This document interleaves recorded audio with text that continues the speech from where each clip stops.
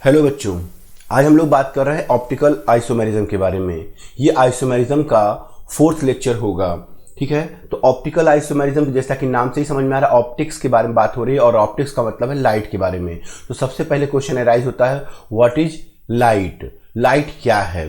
तो लाइट क्या है, इसको अगर हम ऑप्टिकल आइसोमेरिज्म के टर्म में समझेंगे तो light is electromagnetic wave. Electromagnetic wave है विच हैव टू कंपोनेंट। इसमें दो कंपोनेंट होते हैं, इलेक्ट्रिक कंपोनेंट और मैग्नेटिक कंपोनेंट।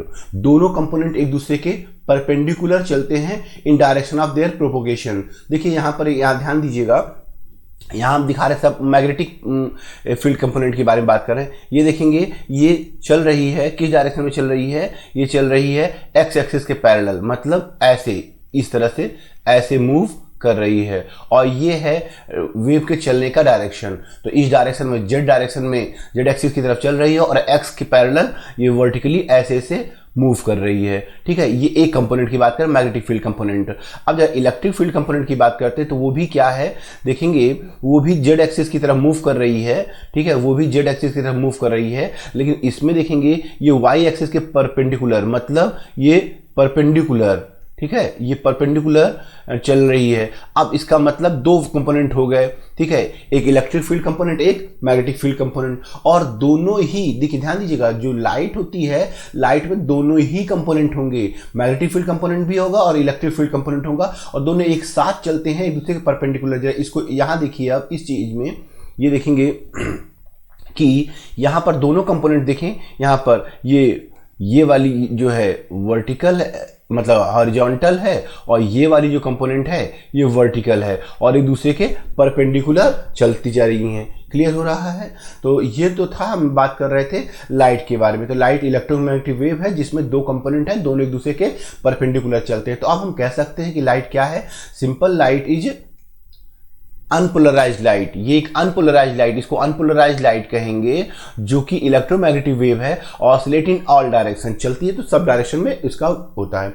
ठीक है, अब हम यहां से बात करते हैं पोलराइजेशन के बारे में। ठीक है, पोलराइजेशन के बारे में बात करते हैं। तो चलिए देखें, यहां पर क्योंकि हमें ऑप्टिकल आइसोमेरिज्म पढ़ना है, तो ऑप्टिकल आइसोमेरिज्म में हमें सिंपल लाइट के बारे में ही बात, मतलब ऑप्टिक्स के बारे में बात करनी, इसलिए पहले पोलराइज्ड बात करेंगे। पोलराइज्ड लाइट देखें यहाँ पर, तो ये सोर्स ऑफ लाइट है।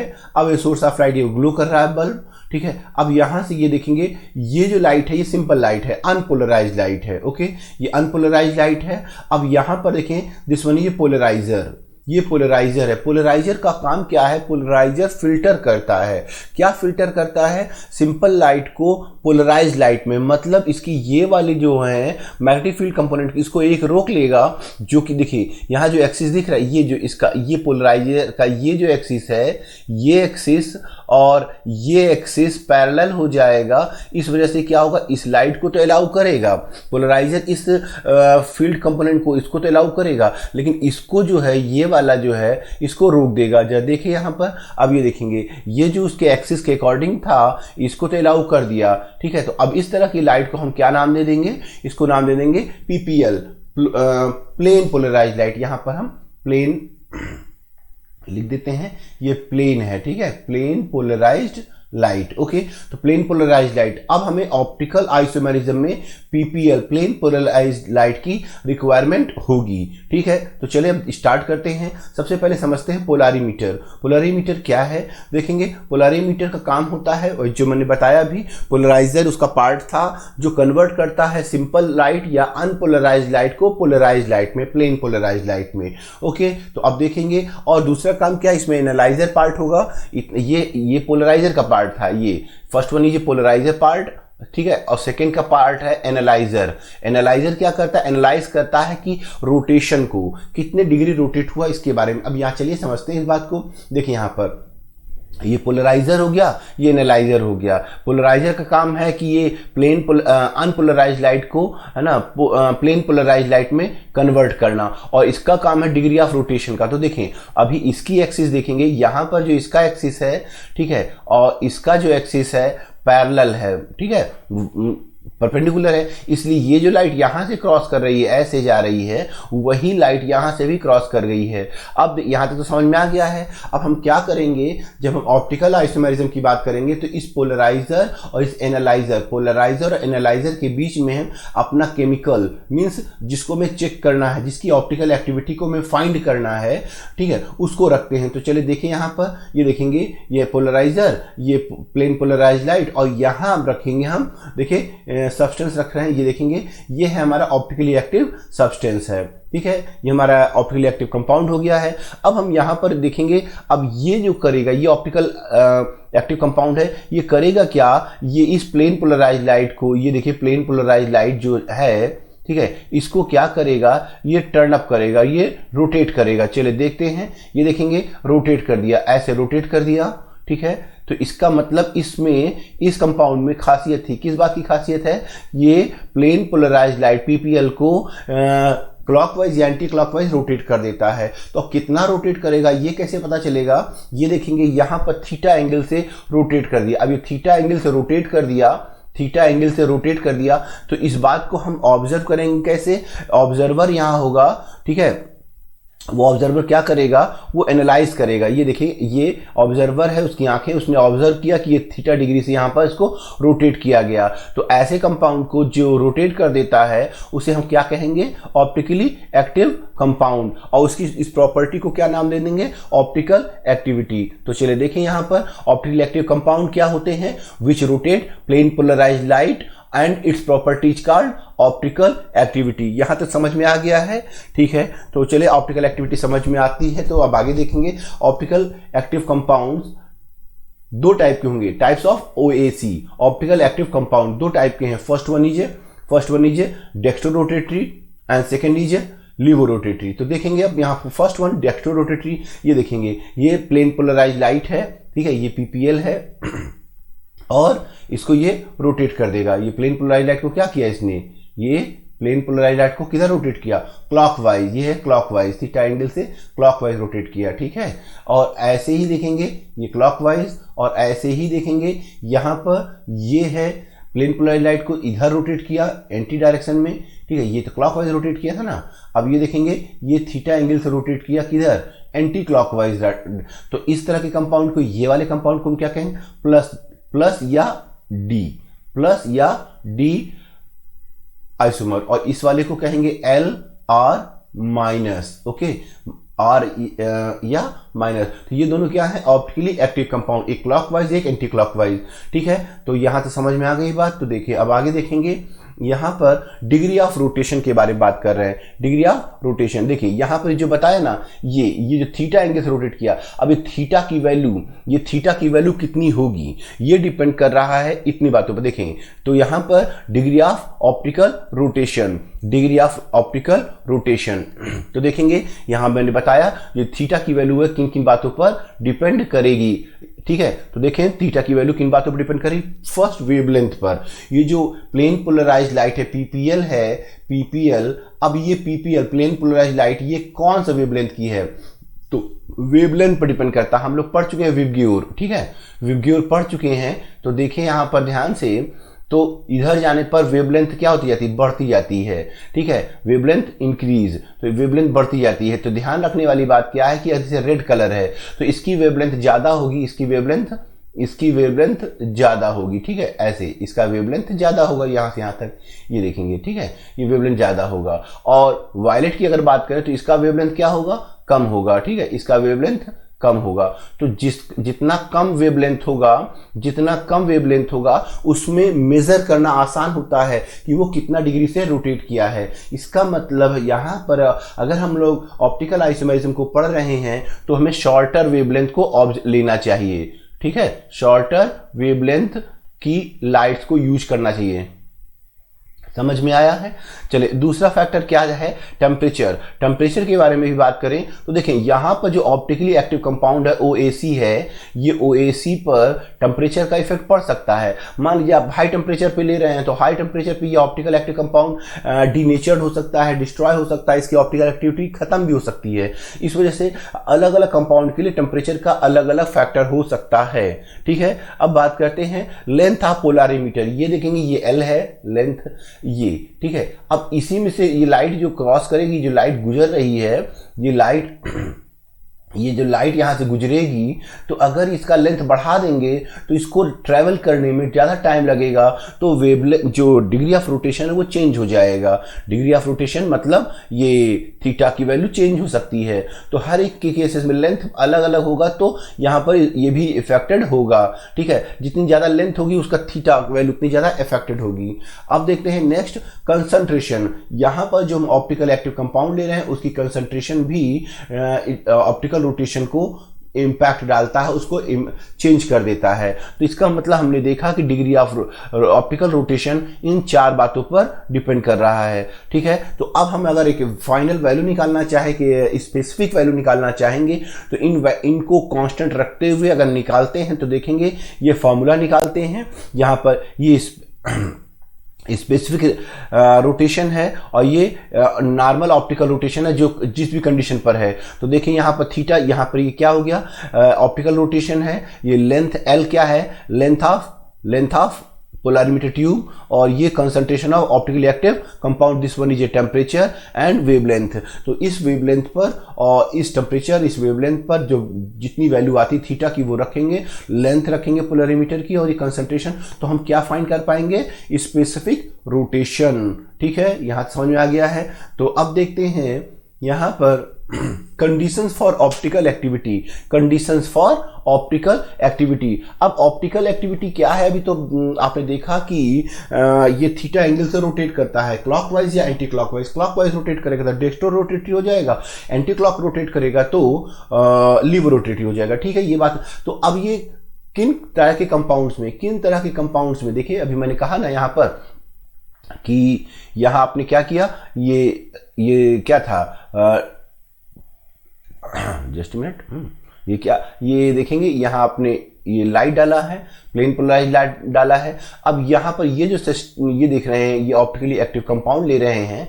ठीक है, अब ये ऑप्टिकली एक्टिव कंपाउंड क्या करता है, क्लॉकवाइज रोटेट करेगा और एंटी क्लॉकवाइज रोटेट करेगा। तो ये क्लॉकवाइज रोटेट करेगा या एंटी क्लॉकवाइज रोटेट करेगा, कितना एंगल से रोटेट करेगा, थीटा की वैल्यू क्या होगी। ठीक है, इन बातों को ही हम लोग अब मेजर कर रहे हैं। तो इसके लिए सबसे पहले जानना है कि ऑप्टिकली एक्टिव कंपाउंड जो है, ये ऑप्टिकली एक्टिव कंपाउंड है, उसमें क्या कंडीशंस होनी चाहिए, क्या खास बात होनी चाहिए कि जिसकी वजह से ये रोटेट कर रहा है। ठीक है, तो चलिए उसी बात को हम लोग यहाँ ध्यान देंगे। तो सबसे पहले होना चाहिए, फर्स्ट कंडीशन क्या होनी चाहिए, शुड हैव स्टीरियो सेंटर होना चाहिए। ठीक है, और स्टीरियोजेनिक कार्बन होना चाहिए, मींस एसिमेट्रिक कार्बन होना चाहिए। ठीक है, दूसरी कंडीशन होनी चाहिए कि उसमें नॉन सुपर इम्पोज की कंडीशन क्रिएट होगी, मतलब उसमें ओवरलैपिंग नहीं होनी चाहिए, ऑब्जेक्ट इमेज ओवरलैप नहीं करें। ठीक है, और थर्ड कंडीशन है कि no any kind of asymmetry, किसी तरह की कंडीशन। आइए अब इन तीनों पॉइंट्स को पहले समझ लेते हैं। ठीक है, पहले स्टीरियो सेंटर की बात करते हैं। देखिए ध्यान से देखिए, इसको समझने के लिए जैसे पहले हम यहां से समझाते हैं object image relation super impose को। देखिए ध्यान दीजिएगा, जैसे ये ए है, ओके, ये ए है। अब इस ए की अगर बात करें, इसको कट करेंगे तो देखेंगे यहां पर ये क्या हो जा रहा है, कट हो जा रहा है। ठीक है, तो ये यहाँ एक मिनट इसको फिर से दिखा देते हैं। देखिए ये ए है हमारा, ठीक, ये ए। अब देखें ये ए है, पहले इसको समझ लेते हैं। ठीक है, और इसमें यहां पर ये मिरर है। अब इस मिरर में देखेंगे तो ए कैसा दिखाई देगा, ए जैसा ही दिखाई देगा। तो ये ऑब्जेक्ट है और ये इमेज है। तो ऑब्जेक्ट और इमेज एक दूसरे पर क्या हो रहे हैं, ये ओवरलैप। इसको उठा के इस पे रखोगे या इसको उठा के इस पे रखोगे, एक दूसरे को कवर अप कर लेंगे। क्लियर है, इसका मतलब ये ऑब्जेक्ट इमेज एक दूसरे को ओवरलैप कर रहे हैं, तो इसको कहते हैं सुपर इम्पोज। इसको क्या कहते हैं, सुपर इम्पोज। तो सुपर इम्पोज का मतलब क्या हुआ कि एक दूसरे को कवर करना, ढक लेना, ठीक है। और अब देखिए जब बी की बात करते हैं, ये बी है और इसको भी जब मिरर में देखते हैं तो कैसा दिखाई देगा, मिरर में देखेंगे तो कुछ ऐसा दिखाई देगा। अब ये देखेंगे ये एक दूसरे को कवर नहीं करेंगे, ऑब्जेक्ट इमेज एक दूसरे को कवर नहीं करेंगे, तो इसको कहेंगे non super impose, non super impose. तो सुपर इम्पोज और नॉन सुपर इम्पोज ये दोनों बातें समझ में आ गई हैं, ठीक है। तो अब देखते हैं यहाँ पर इन दोनों के बाद, अब यहाँ एक और बात देखिए कि अगर इसकी बात करें, देखिए ये इसे पूछा, देखिए एनी काइंड ऑफ सिमेट्री, तो अगर इसको कट करेंगे तो ये इक्वली कट हो जाएगा, ये इक्वली यहाँ से बढ़ जाएगा। लेकिन बी की बात करें तो यहाँ इक्वली डिवाइड नहीं होगा, तो ये। और तीसरी बात स्टीरियो सेंटर, अब ये स्टीरियो सेंटर इसको समझ लेते हैं। यहाँ पर स्टीरियो सेंटर को यहाँ देखेंगे, ये देखेंगे ये कार्बन है, ठीक है, ये कार्बन है और यहाँ ए, ये बी, ये एक्स और ये वाई। अब आप यहां देखेंगे इस कार्बन से चारों वैलेंसी क्या है, डिफरेंट हैं। तो ऐसे कार्बन जिससे चारों अलग अलग होते हैं इसको कहते हैं स्टीरियो सेंटर कहेंगे या एसिमेट्री कार्बन कहेंगे। क्लियर है। तो ये हमने आपको बताया कि ऑप्टिकल आइसोमेरिज्म के लिए क्या कंडीशन होनी चाहिए कि नॉन सुपर इम्पोज होना चाहिए, उसमें एसिमेट्री होनी चाहिए और उसमें स्टीरियोजेनिक कार्बन होना चाहिए। तो चलिए अब देखिए यहाँ पे थर्ड पॉइंट आप देखिए, no any kind of symmetry, मतलब ऑप्टिकल आइसोमेरिज्म के लिए किसी तरह की सिमेट्री नहीं होनी चाहिए बल्कि वो एसिमेट्रिक होनी चाहिए। अब ये किसी तरह की सिमेट्री नहीं होनी चाहिए, तो आइए सिमेट्री देखें क्या क्या है। ये देखेंगे फर्स्ट सिमेट्री है plane of symmetry, plane of symmetry, दूसरी है सेंटर ऑफ सिमेट्री, थर्ड है alternating axis of symmetry and last है डायगोनल सिमेट्री। किसी तरह की सिमेट्री नहीं होनी चाहिए, no any kind of symmetry found in optical active compounds. अगर किसी में भी किसी तरह की कोई सिमेट्री पाई जाएगी तो उसकी ऑप्टिकल एक्टिविटी खत्म हो जाएगी, वो ऑप्टिकली इनएक्टिव हो जाएगा, ठीक है। तो देखेंगे मैंने आपसे बताया सब क्या कंडीशन होनी चाहिए, स्टीरियो सेंटर होनी चाहिए, मतलब उससे चारों अलग अलग होने चाहिए, ठीक है, जिससे कि एक दूसरे को, है ना। अब देखिए जब चारों अलग अलग रहेंगे तो क्या होगा, ओवरलैप करेगा, नहीं करेगा। देखिए ये ए है, ये का स्टीरियो सेंटर कार्बन है और यहां पर आपने क्या बताया था, बी हो गया और ये हो गया हमारा एक्स हो गया और दिस वन इज वाई। अब बताइए यहां मिरर में लेंगे, अगर हम इस मिरर में लेते हैं तो क्या देखेंगे आप। अब इसको अगर मिरर में देखेंगे, ये ऑब्जेक्ट को इमेज में देखेंगे, ये एक्स जो इधर क्लोज था ना मिरर के, अब वो ऐसा बनेगा एक्स, यहाँ पर सी, यहाँ बी और इसको एज यूजुअल रहने दो ए और इसको भी रहने दो वाई।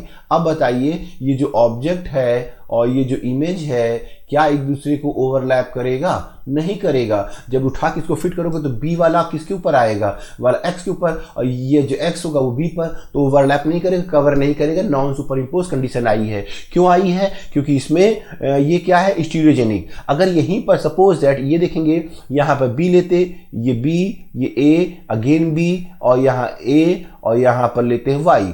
अब बताइए इसका अगर इमेज देखते आप, इसका मिरर में इमेज देखेंगे तो कैसा दिखेगा। अब देखिए यहाँ पर, ये देखिए बी, सी और यहाँ पर अगेन बी, ऊपर ए और ये हो गया वाई। अब बताइए ये जो ऑब्जेक्ट है इसके इमेज के ऊपर फिट करिएगा तो ये फिट हो जाएगा, इसका वाला बी इसके ऊपर आएगा, ये वाला बी इस पर आएगा, तो ये हो गया सुपर इम्पोज। ये क्या हो गया, सुपर इम्पोज, ठीक है, ये हो गया सुपर इम्पोज, ओके। और ये वाला क्या था, नॉन सुपर इम्पोज। इसका मतलब ऑप्टिकल एक्टिविटी के लिए क्या जरूरी है, ये ऑप्टिकली एक्टिव होगा। क्लियर हुआ, ये ऑप्टिकली एक्टिव होगा, ये नो ऑप्टिकली एक्टिव। तो यहां तक तो बात समझ में आ गई है। आइए अब हम एक एक करके पहले plane of symmetry, centre of symmetry, इनके बारे में बात करते हैं। तो चलिए सबसे पहले बात करते हैं प्लेन ऑफ सिमेट्री की। देखिए प्लेन ऑफ सिमेट्री और मिरर प्लेन। देखिए यहाँ पर एच की बात करते हैं, तो अब एच को देखिए आप, यहाँ पर अगर एच को काटने की बात करते हैं तो देखिए एच को हम डिवाइड करें तो यहाँ से अगर ऐसे डिवाइड करते हैं लाइक दिस, तो देखिए इसको इक्वली डिवाइड कर सकते हैं, बिल्कुल कर सकते हैं। अगर इसको ऐसे डिवाइड करें तो इसको ऐसे डिवाइड कर सकते हैं। इसका मतलब इसमें दो प्लेन ऑफ सिमेट्री है, दो पीओएस है, समझ में आ रहा है। अब इसकी बात करते जाए, इसको देखिए यहाँ भी इसको डिवाइड कर सकते हैं ऐसे, इस तरह से डिवाइड करेंगे तो दो इक्वल पार्ट्स में डिवाइड हो जाएगा। इसका मतलब इसमें एक प्लेन ऑफ सिमेट्री है। तो आपको प्लेन ऑफ सिमेट्री अगर है तो वो ऑप्टिकली एक्टिव नहीं होगा। अब जब इसको देखिएगा यहाँ भी एम को यहाँ डिवाइड कर सकते हैं, इसका मतलब प्लेन ऑफ सिमेट्री है। तो जिसमें प्लेन ऑफ सिमेट्री आएगी, ठीक है, या किसी तरह की सिमेट्री आएगी, वो ऑप्टिकली एक्टिव नहीं होगा, ठीक है। अब कंपाउंड में देखिएगा, ये कंपाउंड देख रहे हैं, इसको अगर हम डिवाइड करें तो देखें यहां से डिवाइड करेंगे ऐसे, ये ऐसे डिवाइड करते हैं तो इक्वल पार्ट में डिवाइड हो जाएगा। ये देखिएगा, अब इसको फोल्ड करेंगे तो ये वाला बी इसके ऊपर ओवरलैप होगा, ये वाला एच इस पे ऐसे हाफ हो जाएगा, मतलब समझ रहे हैं। तो ये प्लेन ऑफ सिमेट्री इसमें है, इसका मतलब ये ऑप्टिकली एक्टिव नहीं है। जब इसको देखिएगा, यहां से इसको डिवाइड करेंगे तो इस तरह से अगर ऐसे डिवाइड कर देते हैं लाइक दिस, तो ये देखिए प्लेन ऑफ सिमेट्री है। तो अब ये वाला एच इसके ऊपर ओवरलैप करेगा, ये वाला कार्बोक्सिलिक इसके ऊपर ओवरलैप करेगा, इसका मतलब एक दूसरे को, मतलब ये हाफ पार्ट में हो गया, प्लेन ऑफ सिमेट्री आ रही है। तो जहां भी प्लेन ऑफ सिमेट्री आ रही होगी वहां पर ऑप्टिकल एक्टिविटी खत्म हो जाएगी। ये देखेंगे यहां भी, अगर यहां से देखेंगे तो ये यहां पर प्लेन ऑफ सिमेट्री यहां से नजर आएगा। अब देखिए प्लेन ऑफ सिमेट्री यहां आ गया, ये Cl इसके ऊपर आ जाएगा, ये कार्बोक्सिल इसके ऊपर आ जाएगा, प्लेन ऑफ सिमेट्री समझ में आ गई है। चलिए अब बात करते हैं प्लेन ऑफ एसिमेट्री। तो जाहिर सी बात है प्लेन ऑफ एसिमेट्री में देखेंगे, अब यहाँ इसको डिवाइड करें, कहीं से भी इक्वली डिवाइड नहीं हो सकता है। इसको देखेंगे P को इक्वली डिवाइड नहीं हो सकता है, G को देखेंगे कहीं से इक्वली डिवाइड नहीं हो सकता है। तो अब देखें plane of symmetry, plane of asymmetry optical activity के लिए ये जरूरी है, ठीक है, ऑप्टिकली एक्टिव, ठीक है। तो अब देखें optical active compound must have asymmetry होनी चाहिए, ठीक है। तो एसिमेट्री होनी चाहिए। तो आइए देखते हैं, इस कंपाउंड को देखिएगा, देखिए जो भी मैंने आपको बताया कि ABXY, ठीक है। अब देखेंगे इसमें सेंटर ऑफ सिमेट्री, ये सेंटर ऑफ सिमेट्री है, ठीक है, सेंटर ऑफ सिमेट्री या एसिमेट्रिक कार्बन या इसे कायरल कार्बन कहते हैं, जिससे चारों अलग अलग हों ABXY, ठीक है, चारों अलग अलग होते हैं उसे कायरल कार्बन या एसिमेट्रिक कार्बन कहते हैं, ठीक है। तो जब ऐसा होगा तो इसको आप मिरर इमेज देखोगे तो मिरर इमेज एक दूसरे को ओवरलैप नहीं करेगा। अगर यहाँ पर लगाओगे तो क्या होगा, मिरर इमेज अभी बताया मैंने आपको ओवरलैप नहीं करेगा, ठीक है। इसको एग्जांपल में देखेंगे तो यहाँ पर एक देखें, ये टार्ट्रिक एसिड, ये लैक्टिक एसिड है, ये क्या है, लैक्टिक एसिड मिल्क में पाया जाता है। इसमें यहाँ देखें ये क्या है हमारा, ये हो गया हमारा कायरल कार्बन हो गया और चारों अलग अलग हो गए हैं। अब इसका मिरर इमेज देखिएगा, ये मिरर हो गया, तो मिरर में एक दूसरे को ओवरलैप नहीं करेगा। तो जब ओवरलैप नहीं करेगा, यहाँ OH आ गया, ठीक है, यहाँ पर कार्बन हो गया, यहाँ पर H और इस तरह से यहाँ पर CH3, ओके, और यहाँ आया कार्बोक्सिलिक ग्रुप। अब बताइए ये ऑब्जेक्ट इमेज एक दूसरे ओवरलैप नहीं कर, इसका मतलब ये ऑप्टिकली एक्टिव कंपाउंड है। ये क्या है, ऑप्टिकली एक्टिव कंपाउंड है, ओके। ये ऑप्टिकली एक्टिव कंपाउंड हो गया। चलिए आगे देखते हैं। अब सेंटर ऑफ सिमेट्री के बारे में बात करें, उससे पहले क्वेश्चन देख लेते हैं। यहाँ पर find the number of plane of symmetry of the following compounds. अब देखिए इसकी बात करते हैं, इसको कहाँ कहाँ डिवाइड कर सकते हैं। देखिए अगर इसको यहाँ से डिवाइड करते हैं तो इसको ऐसे डिवाइड करेंगे तो कितने पार्ट्स में डिवाइड हो सकता है, 2 इक्वल पार्ट्स में हो सकता है, ठीक है। यहाँ से डिवाइड करेंगे तो 2 इक्वल पार्ट्स में हो सकता है, यहाँ से करेंगे तो 2 इक्वल पार्ट्स में डिवाइड कर सकते हैं। इसका मतलब इसमें 3 POS है, 3 प्लेन ऑफ सिमेट्री हो गए, ठीक है। अब इसकी बात करते हैं, देखिए यहाँ पर ये डैश मेथड में दिया हुआ है, ठीक है, डैश मेथड दिया हुआ है, मतलब इसकी इन सबको, अगर इन सबको देखेंगे ऊपर होंगे, ऊपर है तो ये अगर ऊपर है ये तो ये नीचे होगा, एक दूसरे के अपोजिट सिमेट्री होगी, क्लियर है। तो यहाँ पर भी ऐसे ही है। तो देखिए यहाँ से अगर डिवाइड करते हैं इसको, this one is plane of symmetry, अगर यहाँ से डिवाइड करेंगे ऐसे तो ये वाला ओवरलैप इसको कर जाएगा, ये ओवरलैप इसको कर जाएगा, ठीक है। मतलब यहाँ से एक प्लेन ऑफ सिमेट्री आपको मिल जाएगी, क्लियर हो रहा है।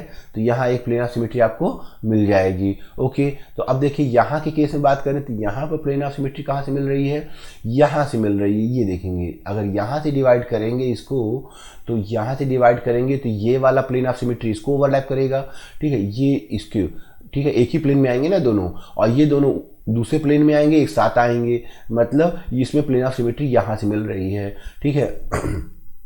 अब देखें इसमें प्लेन ऑफ सिमेट्री बिल्कुल, इसमें भी प्लेन ऑफ सिमेट्री यहाँ से आएगी। देखिए ये तो ऊपर नीचे, ये ऊपर नीचे आगे, यहाँ से डिवाइड करें ना तो ये इसके ऊपर ओवरलैप करेगा, ये इसके ऊपर ओवरलैप करेगा, ठीक है। तो प्लेन ऑफ सिमेट्री आप समझ रहे होंगे, तो बाकी को आपको ट्राई करिएगा, ठीक है।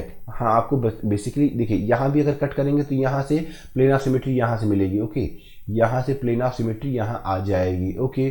तो इस तरह से इसमें प्लेन ऑफ सिमेट्री यहाँ से हो जाएगी एज यूजुअल, ठीक है। इसमें देखेंगे इसमें no POS, no plane of symmetry, इसमें प्लेन ऑफ सिमेट्री नहीं है।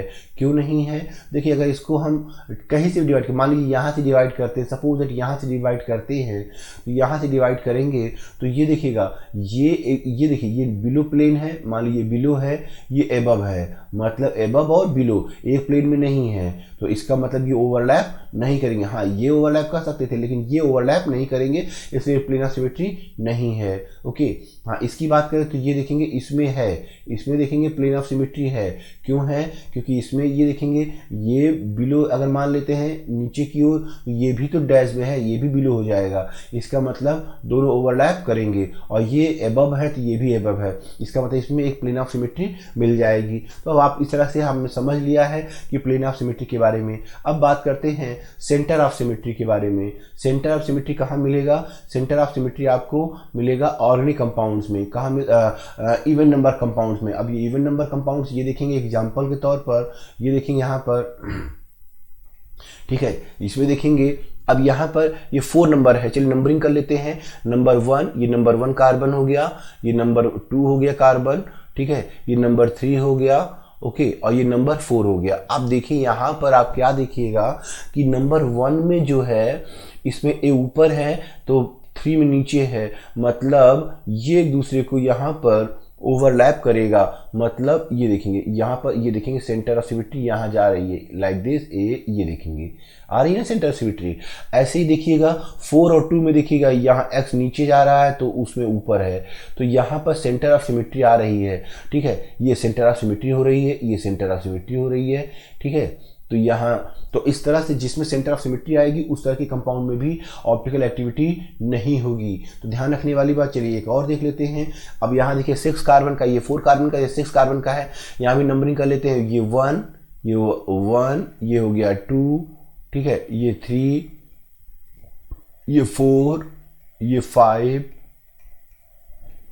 This one 6। अब ये 6 कार्बन के है ना, तो आप देखिएगा ए के साथ देखिए, जैसे 1 को देखिए 4 के साथ है, ये देखिए ये 1 और 4 को देखिए, 1 में ऊपर ए है, ये ए दिख रहा है, तो 4 में नीचे ए है, इसका मतलब ये एक दूसरे को ओवर, ये देखेंगे यहाँ पर सेंटर ऑफ सिमेट्री ऐसे आएगी, ये देखेंगे सेंटर ऑफ सिमेट्री इस तरह से आ रही है, ठीक है। ऐसे बी की बात करते हैं, इसका बी यहाँ है, ठीक है, इसका बी यहाँ है, तो इसको देखेंगे यहाँ से ऐसे, ठीक है, इस तरह से जाएगा, ओके। ऐसे किसी का भी आप चेक करेंगे, सपोज दैट अगर हम बात करते हैं, चलिए सेकेंड नंबर में इसका x है तो 2 है, तो यहाँ पर इसका x यहाँ पर है, ये देखेंगे इसका सेंटर ऑफ सिमेट्री ऐसे आ जाएगा इस तरह से, तो यहाँ पर ये सेंटर ऑफ सिमेट्री इस जगह पर बन रही है, ओके, यहाँ पर सेंटर ऑफ सिमेट्री यहाँ आ रही है, ओके। तो हम लोगों ने सेंटर ऑफ सिमेट्री, तो जिनमें भी सेंटर ऑफ सिमेट्री होगा वो ऑप्टिकली क्या होंगे? इनएक्टिव होंगे, ये इनएक्टिव होंगे, ठीक है, ऑप्टिकली इनएक्टिव, क्योंकि मैंने कहा है ना कि ऑप्टिकल एक्टिविटी के लिए किसी प्रकार की सिमेट्री नहीं होनी चाहिए। ओके, अब बात करते हैं अल्टरनेटिंग एक्सिस ऑफ सिमेट्री की, या इसे फेस डायगोनल सिमेट्री भी कहेंगे। देखेंगे फेस डायगोनल या डायगोनल सिमेट्री भी कह देंगे। देखिए यहाँ पर इस चीज को समझने के लिए, देखिए यहाँ पर, यहाँ देखें इस केस में पहले तो इसको समझिएगा फेस कहाँ पर है।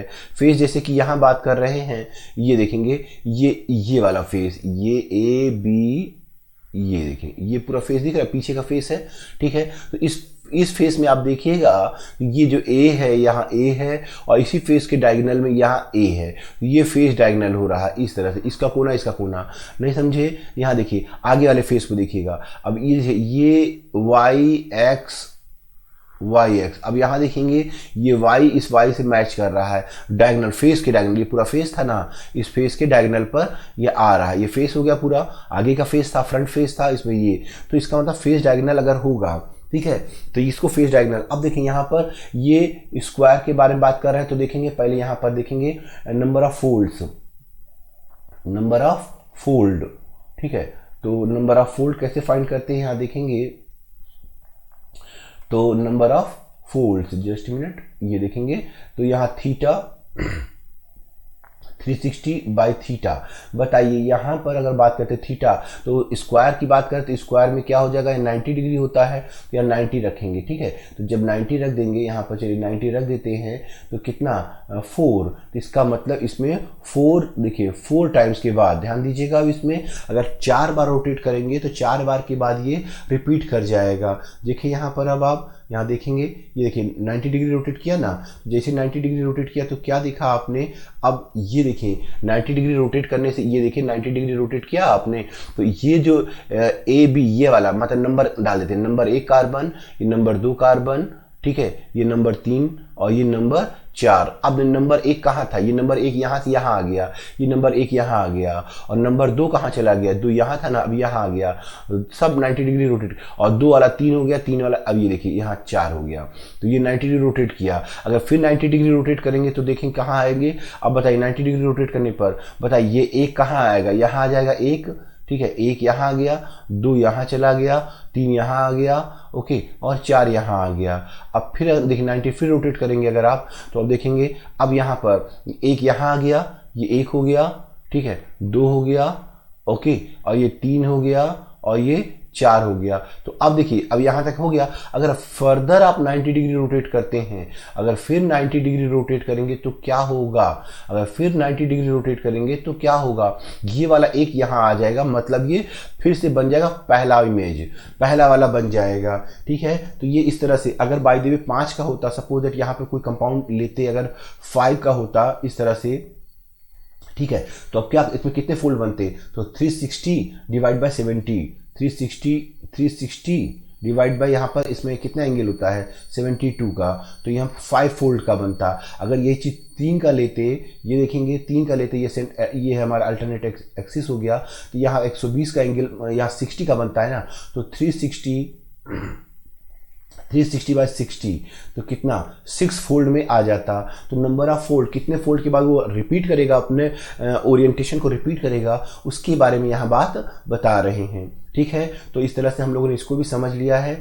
अब बात करते हैं optical activity in lactic acid, optical activity in lactic acid. ये देखिएगा लैक्टिक एसिड के बारे में, ये इसका फार्मूला है CH3CHOH। अब देखिए यहाँ स्टार लगाने का मतलब क्या है, यहाँ पर ये कायरल कार्बन है, ठीक है, ये कायरल कार्बन है। आइए कायरल कार्बन के बारे में बात कर रहे हैं, तो it contains 1 chiral carbon, okay. तो चलिए देखें यहाँ पर, और ये इसमें कायरल कार्बन 1 होगा तो इसमें इट प्रोड्यूस 2 ऑप्टिकल आइसोमर्स, इसमें 2 ऑप्टिकल आइसोमर्स कैसे बन रहे हैं वो देखिएगा। ये देखिए ये लैक्टिक एसिड CH3CHOH और ये कार्बोक्सिलिक ग्रुप, ये लैक्टिक एसिड हो गया। अब इस लैक्टिक एसिड को अगर मिरर में देखेंगे तो ये देखेंगे मिरर दिख रहा है। अब इस मिरर में देखें तो इसका इमेज कैसा नजर आएगा, जो OH आगे था वो पीछे हो जाए, मतलब करीब आ जाएगा, जस्ट रिवर्स हो जाएगा। तो देखेंगे यहाँ पर अब ये, तो अब जब ये ऑब्जेक्ट हो गया, ये इमेज हो गया, देखिए 2 ओरिएंटेशन पैदा हो गए, 2 ओरिएंटेशन क्रिएट हो गए, ओके। अब देखेंगे इसमें क्या होगा कि इसको ऑब्जेक्ट मान रहे हैं, इसको इमेज मान रहे हैं, ओके। अब देखें अगर ऑब्जेक्ट को मान लेते हैं कि ये प्लेन पोलराइज्ड लाइट को क्लॉकवाइज घुमाएगा, तो ठीक है, तो फिर इमेज क्या होगा, जस्ट उसका उल्टा ओरिएंटेशन है, तो ये क्या करेगा anti clockwise with same angle. इसका अगर इसको प्लस थीटा लेते हैं, ये क्लॉकवाइज रोटेट करेगा, और ये हो जाएगा minus theta, anti clockwise rotate करेगा, ठीक है। तो इस तरह से इसको हम क्लॉकवाइज, और मैग्नीट्यूड सेम रहेगा, तो इस तरह के कंपाउंड को हम क्या कहेंगे, इसको कहेंगे डी लैक्टिक एसिड, ठीक है, डी क्लॉकवाइज है ना, या पॉजिटिव भी कहते हैं। और दूसरा वाला क्या हो जाएगा, एंटी क्लॉकवाइज रोटेट कर रहा है, इसको एल लैक्टिक एसिड या माइनस लैक्टिक एसिड कहेंगे, ठीक है। तो इस तरह से ये दोनों, अब देखें जो ऑब्जेक्ट और इमेज है, फर्स्ट, ये फर्स्ट इमेज, ये फर्स्ट हो गया, और ये क्या हो गया हमारा सेकेंड। तो फर्स्ट और सेकेंड ये दोनों क्या कहलाएंगे, इनांसियोमर कहलाएंगे। अब आपके मन में आ रहा होगा सर इनांसियोमर क्या होता है, आइए चलिए इनांसियोमर के बारे में बात कर लेते हैं। तो इनांसियोमर में 2 सिचुएशंस होंगी, देखेंगे पहले कि उसमें ऑब्जेक्ट इमेज रिलेशन नहीं होना चाहिए। ये देखिए ये क्या है हमारा, ये हमारा ऑब्जेक्ट है, ये हमारा क्या है ऑब्जेक्ट है, और ये हमारा इमेज है। ऑब्जेक्ट इमेज रिलेशन होना चाहिए, सॉरी यहाँ मैंने क्या बोला था, नहीं होना चाहिए ना, तो ऑब्जेक्ट इमेज रिलेशन होना चाहिए। तो ये देखिए ये ऑब्जेक्ट है, ये इमेज है, ठीक है, ये ऑब्जेक्ट इमेज रिलेशन होना चाहिए। फर्स्ट कंडीशन फुलफिल हो रही है। दूसरी कंडीशन होनी चाहिए नो ओवरलैपिंग, ओवरलैप नहीं होना चाहिए, नॉन सुपर इम्पोज होना चाहिए, ठीक है, सुपर इम्पोज नहीं होना चाहिए। कैसा होना चाहिए, नॉन सुपर इम्पोज, मतलब एक दूसरे को कवर नहीं करना चाहिए। अब बताइए इस वाले कंपाउंड को, सेकंड को उठा के इसके ऊपर रखेंगे, तो बताइए इसका OH किसके ऊपर आएगा, H के ऊपर, ठीक है, ये ग्रीन वाला रेड के ऊपर आएगा, ठीक है, या इसको उठा कर रखिएगा तो ये रेड इसके उस पे आएगा, मतलब ओवरलैप नहीं करेगा, ठीक है, ओवरलैप नहीं करेगा। तो इनांसियोमर है, तो बताइए इनांसियोमर की दो कंडीशन क्या क्या है, उसमें ऑब्जेक्ट इमेज रिलेशन होना चाहिए और वो नॉन ओवरलैप, नॉन ओवरलैप मतलब ओवरलैप ना करे, नॉन सुपर इम्पोज की कंडीशन में हो। चलिए इतनी बातें समझने के बाद तो अब देखेंगे तो ऐसे में क्या होगा, ये जो इनांसियोमर्स हैं इनका फिजिकल और केमिकल प्रॉपर्टीज क्या होंगी, सेम होंगी, ठीक है, सिर्फ एक ही बात का चेंज होगा और वो चेंज इन ऑप्टिकल रोटेशन। अगर एक इनांसियोमर क्लॉकवाइज घुमाएगा है ना तो प्लस थीटा से, तो दूसरा वाला क्या करेगा, उसे एंटी क्लॉकवाइज घुमाएगा माइनस थीटा से, ठीक है, मैग्नीट्यूड भी सेम रहेगा, ठीक है, एक क्लॉकवाइज हो जाएगा, दूसरा का क्या हो जाएगा, एंटी क्लॉक हो जाएगा, ठीक है। तो जो क्लॉकवाइज वाला हो जाएगा उसको डेक्टो रोटेटरी कहेंगे, डी कह देंगे, और जो एंटी क्लॉक रोटेट करेगा उसको लीवो रोटेटरी, एल कह देंगे। ये दोनों एक दूसरे के ऑब्जेक्ट इमेज रिलेशन को शो कर रहे हैं। चलिए यहां तक समझने के बाद अब बात करते हैं ऑप्टिकल। तो ये बता चुके आपको सेम मैग्नीट्यूड के साथ अपोजिट डायरेक्शन में रोटेट करेंगे, ठीक है। यहां तक होने के बाद अब बात करते हैं रेसमिक मिक्सचर के बारे में। रेसमिक मिक्सचर, अब देखिए सपोज दैट यहां पर ध्यान दीजिएगा, यहां पर अगर हम बात करते हैं, ये हमारे पास प्लेन पोलराइज लाइट है, ओके, ये प्लेन पोलराइज लाइट है। अब ये प्लेन पोलराइज लाइट है, ये हमारे पास टेस्ट ट्यूब है, इस टेस्ट ट्यूब में हम केमिकल भर देते हैं। सपोज दैट ये वाला भर देते हैं प्लस वाला, मान लीजिए हमने प्लस वाला 10 भर दिया, 10 कौन सा भर दिया, डेक्स्ट्रो रोटेटरी। अब 10 भर दिया डेक्स्ट्रो रोटेटरी, ओके, ये 10 भर दिया इसमें, और इसी में भर दे रहे हैं 10 भर दे रहे हैं, ये देखिए 10 भर दे रहे हैं इसमें लीवो रोटेटरी। अब दोनों भर दिया 10 दोनों भर देने के बाद क्या होगा, देखिए दोनों इक्विमोलर हैं, दोनों के परसेंटेज बराबर बराबर हैं। तो अब क्या होगा, ये वाला देखिए जो डिग्री ऑफ रोटेशन आप देखेंगे ये नो रोटेशन, ये प्ले ऐसे ही नॉर्मली क्रॉस कर जाएगा। मतलब क्या हो रहा है, देखिए अगर मान लीजिए मैं अपने हाथ से बात करूं कि ये हमारा मतलब क्लॉकवाइज ऑब्जेक्ट है, ये इमेज की पर, ये अगर क्लॉकवाइज घुमाएगा, ठीक है, डेक्स्ट्रो रोटेटरी, और ये एंटी क्लॉक घुमाएगा, तो दोनों एक दूसरे को कैंसिल कर देंगे, इसलिए किसी भी डायरेक्शन में मूवमेंट नहीं होगा, नो रोटेशन होगा। तो ऐसे में क्या होगा, ये ऑप्टिकली इनएक्टिव हो जाएगा। तो इसमें आपने 10 और 10 दो जो भर दिया है, ये मिक्सचर फॉर्म हो गया है। इसी मिक्सचर को हम क्या नाम देते हैं, इसी मिक्सचर को हम नाम देते हैं रेसमिक मिक्सचर। रेसमिक मिक्सचर, क्या यहां तक बात समझ में आ गई है? तो रेसमिक मिक्सचर हम लोग समझ चुके हैं, ओके। अब देखते हैं रेसमिक मिक्सचर समझने के बाद अब बात करें, ये देखेंगे यहां पर क्या कंडीशन होनी चाहिए। फर्स्ट कंडीशन होनी चाहिए कि इसमें ऑप्टिकल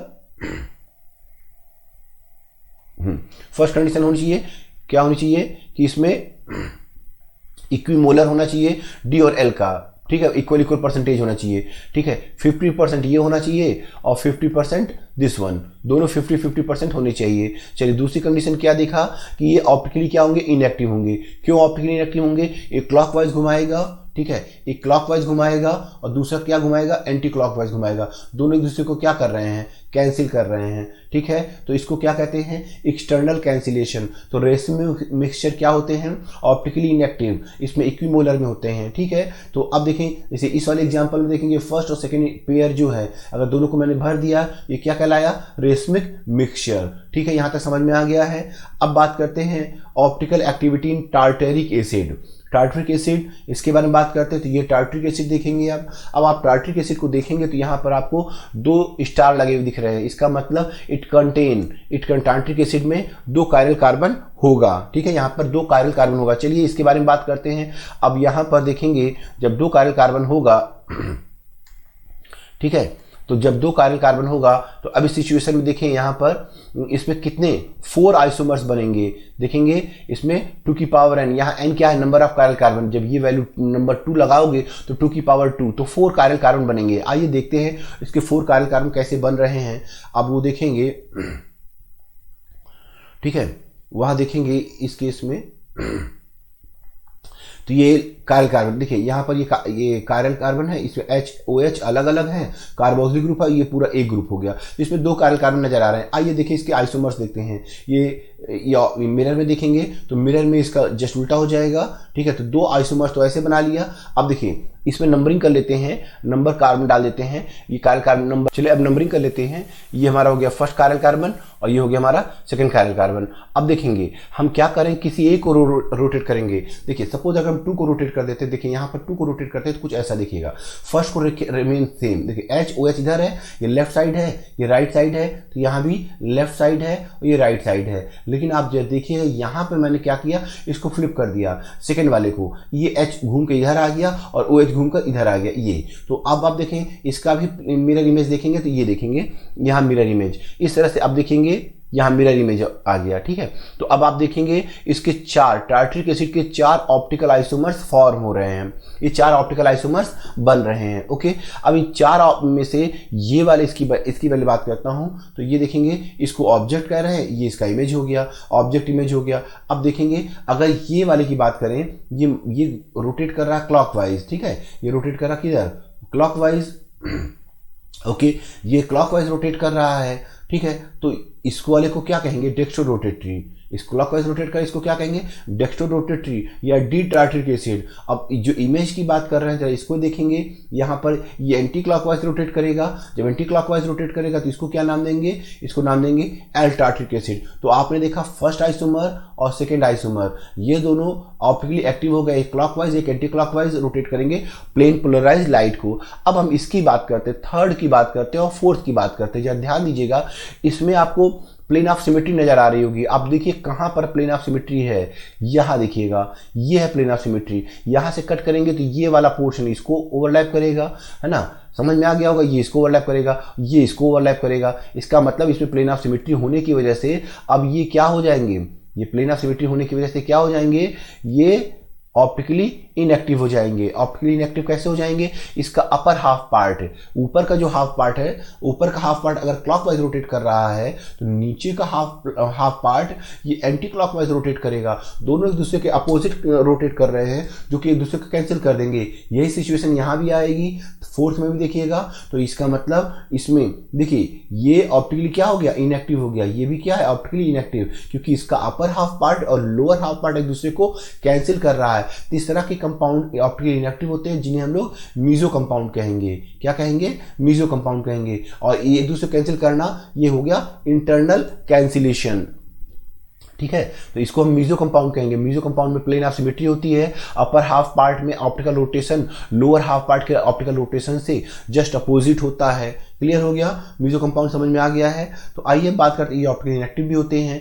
अब बात करते हैं, देखें यहाँ पर हम डायस्टीरियोमर्स के बारे में बात करने वाले हैं। अब ये डायस्टीरियोमर, ये देखिए 4 इमेज तो आप देख ही रहे थे, ठीक है। ये क्लॉकवाइज घुमाएगा, ऑब्जेक्ट है, ये इमेज है, एक दूसरे को ओवरलैप नहीं करेगा, है ना, यहाँ भी ओवरलैप नहीं कर रहा है, ओके। लेकिन इसमें मीजो कंपाउंड है, थर्ड और फोर्थ मीजो कंपाउंड है। बट हम यहाँ बात कर रहे हैं डायस्टीरियोमर के बारे में। तो आइए डायस्टीरियोमर क्या है वो देखिए। अब देखिए इसमें होना चाहिए no object image relation, no object image relation. तो अब देखिए नो ऑब्जेक्ट इमेज रिलेशन का मतलब क्या है, देखिए यहाँ पर फर्स्ट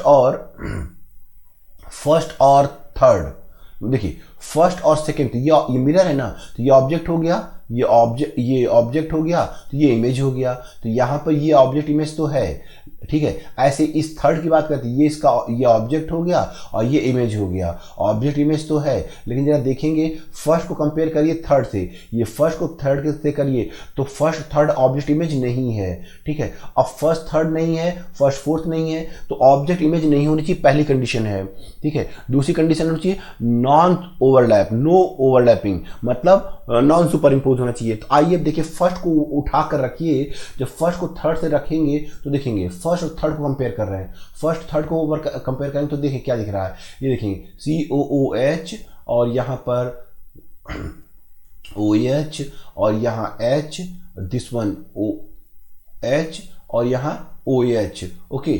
अब यहाँ पर COH, अब जब ये फर्स्ट था, ठीक है, अब जब थर्ड की बात करें तो ये देखिए COOH, यहाँ पर COH, यहाँ पर H और यहाँ आया हमारा H, यहाँ OH। अब आप देखिए कंपेयर करिए तो क्या पाएंगे आप यहाँ पर, क्या कंपेयर करेंगे तो देखें ये वाला उसके ओवरलैप हो जाएगा, है ना। ये वाला राइट साइड है, इसका राइट साइड इसके राइट साइड से मैच कर जाएगा, ठीक है।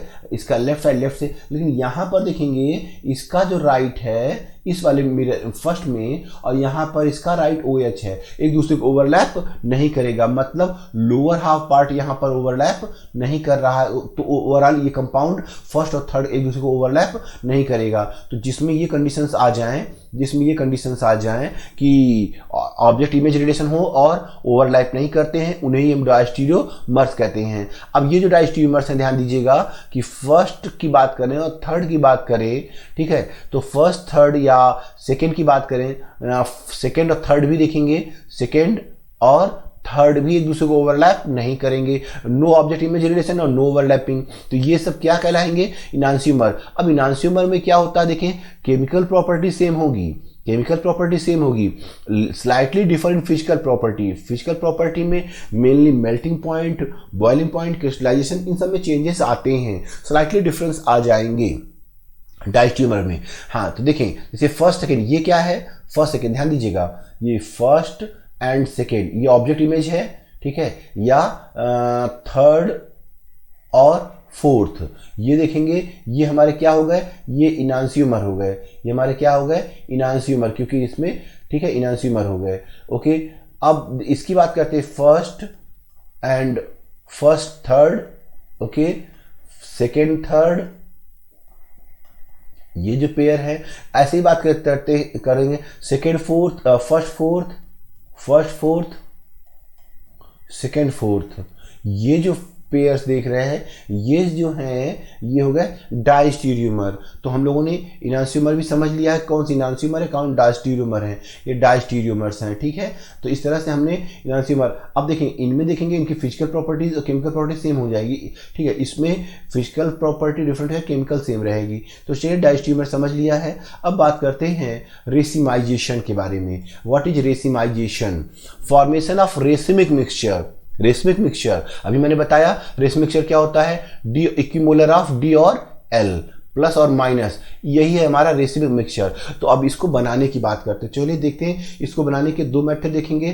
First, non stereo to racemic. Non stereo का मतलब उसमें स्टीरियो नहीं होगा, मतलब स्टीरियो सेंटर नहीं होगा, ठीक है। तो अब देखते हैं इसके पॉइंट। दूसरा है स्टीरियो टू रेसिमिक। आइए समझने की कोशिश करते हैं। पहले ये देखेंगे, इस केस में यहाँ पर रेसिमिक मिक्सचर में बात कर रहे थे, तो एक मिनट यहाँ देखेंगे। अब ये बताइए इस केस में क्या देखेंगे, ये है प्रोपेनोइक एसिड, ठीक है, प्रोपेनोइक एसिड, ये स्टीरियो नहीं है, नॉन स्टीरियो, मतलब इसमें स्टीरियो इस नेचर नहीं है, ना ज्योमेट्रिकल है ना ही इसमें ऑप्टिकल है। ओके, तो इसमें कहीं कोई नेचर नहीं है। अब हम इसमें क्या कराते हैं, क्लोरीनेशन कराते हैं। क्लोरीनेशन कराने पर देखेंगे यहाँ पर HVZ, हेल-वोलार्ड-जेलांस्की रिएक्शन नजर आएगा।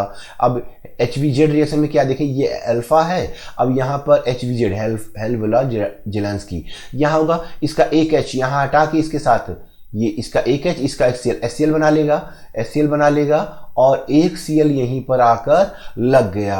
ये देखेंगे, अब इसका स्ट्रक्चर से देखेंगे तो आपको ज़्यादा क्लियर हो पाएगा। ये देखेंगे मैंने यहाँ पर दिखाया, ये वाला हमारा कार्बन, ये वाला कार्बन हमारा कायरल कार्बन हो गया। अब दिस वन कायरल कार्बन हो गया, क्योंकि इसमें देखिए अलग अलग HCl और COH CH3, तो ये हो गया हमारा स्टीरियो। ये क्या हो गया हमारा स्टीरियो, ये क्या था, नॉन स्टीरियो, स्टीरियो से स्टीरियो बन गया।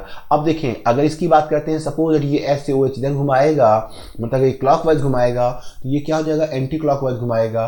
तो अगर दोनों की बात करें तो यहाँ पर बनने की पॉसिबिलिटी 50% ये बनेगा, 50% ये बनेगा। जब 50-50% अगर बनेगा, क्योंकि क्लोरीन अटैक करेगा दोनों साइड से, मतलब इधर का H हटा के यहाँ से भी अटैक कर सकता था, इधर से H हटा के यहाँ से भी अटैक कर सकता था, तो दोनों चांसेस हैं। तो ये जो बनेगा ये 50%, स्टीरियो तो आ गया, डी और एल आ गया, लेकिन इक्वल प्रोपोर्शन में आएगा। इस वजह से ये क्या होगा, ऑप्टिकली इनएक्टिव हो जाएगा, क्योंकि ये रेसिमिक मिक्सचर बन गया है। तो ये मैंने आपको पहला एग्जांपल दिखाया।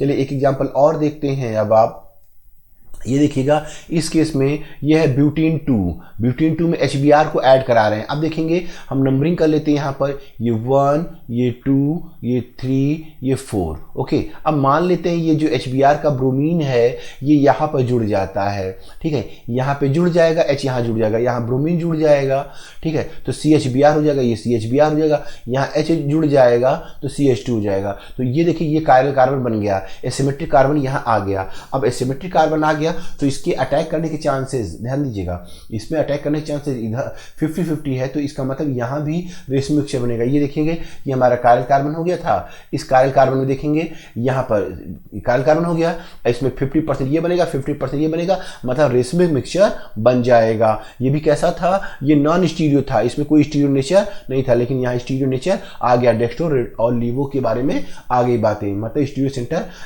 कार्बन आ गया है। क्लियर, इसमें कोई स्टीरियो कार्बन नहीं था, ठीक है।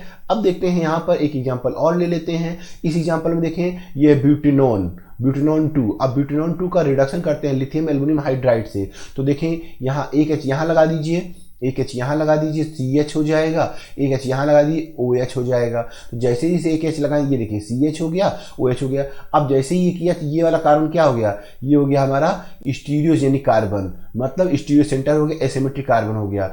अब आप देखेंगे इसमें अगर बनाएंगे तो इसके भी इसी तरह से बना लीजिए। देखें CH3, ये CH3 हो गया, ये C और यहाँ OH और ये H लगा लीजिए और यहाँ C2H5। अब देखिए 50-50% चांस यहाँ भी हो जाएगा, इसी तरह इसका भी मिरर इमेज बन जाएगा, ठीक है। तो ये बहुत अब इंपॉर्टेंट नहीं रह गया, अब आप समझ गए होंगे। अब बात करते हैं स्टीरियो टू रेशमिक स्टीरियो। अब यहाँ पर जो कंपाउंड लेंगे वो पहले से ही स्टीरियो, देखें ये देखिएगा, ये देख रहे हैं। अब इसमें ये देखें स्टीरियो कार्बन है, ये देखेंगे यहाँ पर, मतलब स्टीरियो कार्बन होने का मतलब ये एसिमेट्रिक कार्बन कायरल कार्बन है, चारों अलग अलग हैं। मान लेते हैं ये पहले से इसमें नेचर है डेक्स्ट्रो रोटेटरी का, मतलब ये डी रोटेट करेगा। ओके, अब ये डी रोटेट करेगा तो अब चलिए यहाँ पर जब हम बेस से रिएक्शन कराते हैं तो OH क्या करेगा, इसे अटैक करेगा। तो OH इसकी मैकेनिज्म में अगर जाएंगे, चूंकि हम आपको पढ़ाएंगे हेलो एल्केन हेलो एरीन्स के टॉपिक में, तो यहाँ पर पहले ये ब्रेक होगा, ये ब्रेक होगा। जैसे ब्रेक होगा तो देखिए यहाँ पर अब ये कार्बोकैटायन बन गया।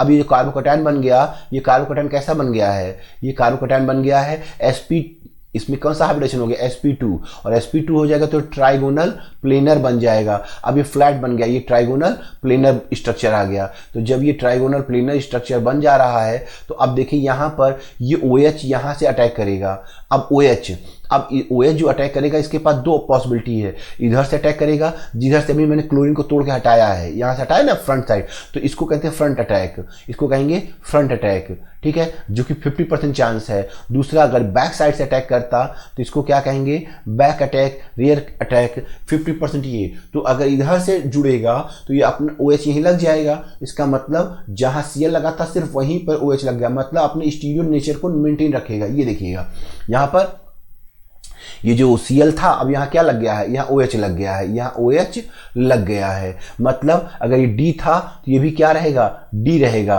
तो इसका मतलब ये हुआ अपनी सिचुएशन को रिटेन रखा, अपनी स्टीरियो नेचर को मेंटेन रखा है, इसलिए इसको रेटिनेशन कहेंगे। अब दूसरा केस देखिएगा, यहाँ पर क्या हुआ, बैक अटैक किया है, बैक अटैक करने से इधर आ गया, तो इसका मतलब जस्ट उल्टा हो गया जो, ठीक है, तो इसको इन्वर्जन कहते हैं, वेल्डन इन्वर्जन कहते हैं। ये हो गया लीवो रोटेटरी, इसका मतलब 50% D बनेगा, 50% L बनेगा, तो इसका मतलब ये भी क्या होगा, रेशमिक मिक्सचर हो जाएगा, इसमें भी रोटेशन कैंसिल हो जाएगा एक दूसरे का, ठीक है। यहां तक समझ में आ गया है रेसिमाइजेशन। अब बात करते हैं रिजोल्यूशन की, रिजोल्यूशन ऑफ रेशमी मिक्सचर। ये क्या चीज है भाई, रिजोल्यूशन सेपरेशन ऑफ रेशमी मिक्सचर कंपोनेंट। ये देखेंगे सेपरेशन ऑफ D और L इनैंसियोमर्स, जो रेशमी मिक्सचर होते हैं इसमें D और L दोनों थे ना, D और L। तो अब हमें क्या करना है, इन दोनों को सेपरेट करना है, इसमें D को अलग करना है प्लस L को अलग करना है, दोनों अलग अलग करने हैं। इसी को हम क्या कहेंगे, इनांसियो